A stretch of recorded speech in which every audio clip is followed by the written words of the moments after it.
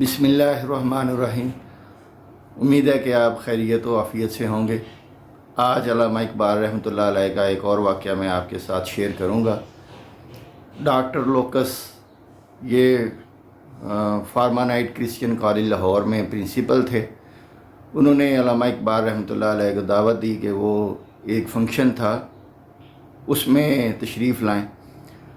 Doctor अल्लामा इकबाल जो हैं वो चले गए वहाँ पे। तो फंक्शन के बाद चाय पीने का भी एहतमाम किया गया था। तो डॉक्टर लोकस ने कहा कि आप चाय पीने के बाद चले ना जाइएगा, बैठिएगा, ज़रा गपशप करेंगे।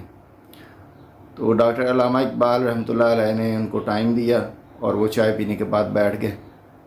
तो डॉक्टर लोकस जो हैं वो उनके पास आए और उन्हें कहने लगे कि इकबाल, मुझे ये बताओ कि तुम्हारे पैगम्बर सल्लल्लाहु अलैहि वसल्लम जो हैं उन पर कुरान मजीद का मफ़हूम जो है वो नाज़िल किया गया था, और चूँकि उन्हें सिर्फ़ अरबी ज़बान आती थी तो इसलिए फिर बाद में उन्होंने उसका अरबी में तर्जमा कर दिया या अरबी में बाकी लोगों को वो मफ़हूम बताया, या कुरान मजीद की इबारत ही जो है नबी करीम सल्लल्लाहु अलैहि वसल्लम पर नाज़िल हुई थी। तो अल्लामा इकबाल ने डॉक्टर लोकस को कहा कि ये इबारत ही नाज़िल हुई थी। तो डॉक्टर लोकस हैरान हो के डॉक्टर इकबाल को कहते हैं कि मैं हैरान हूँ कि तुम जैसा पढ़ा लिखा आदमी भी इस बात पे यकीन रखता है कि इबारत नाज़िल हुई थी।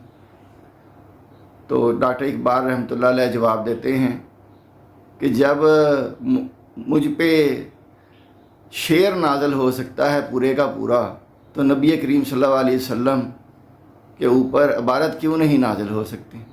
ये मेरा यकीन नहीं है, ये मेरा ज़ाती तजर्बा है।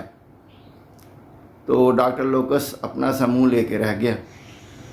तो ये बहुत सारे सवालात हैं कुरान मजीद के बारे में जो अहले मगरब और जो अपने आप को दानिश्वर कहते हैं उनको जहनों में आते हैं। तो ये भी इसी किस्म का एक सवाल था जो डॉक्टर लोकस ने डॉक्टर इकबाल से पूछा और उन्होंने उसका तसल्ली और तशफ़ी से जवाब दिया